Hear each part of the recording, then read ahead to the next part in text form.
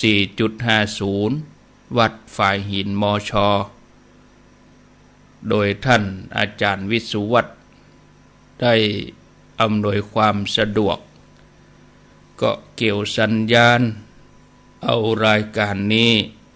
ไปออกที่สถานีวิทยุนี้พร้อมกับออกไปต่างเมืองฝาง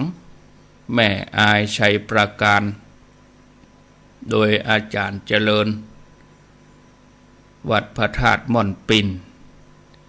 ได้ดูแลควบคุมฝ่ายเทคนิคก็เกี่ยวสัญญาณเอารายการนี้ไปออกเหมือนเดียวกันพร้อมกันที่ FM 100.25 สถานีวิทยุพระพุทธศาสนาคณะสงฆ์อำเภอฝางได้รับสัญญาณกระจายเสียงไปสู่ญาติโยมผู้ฟังดังโซนเหนือฝางแม่อายชัยประการแม่สวยเวียงป่าเป้า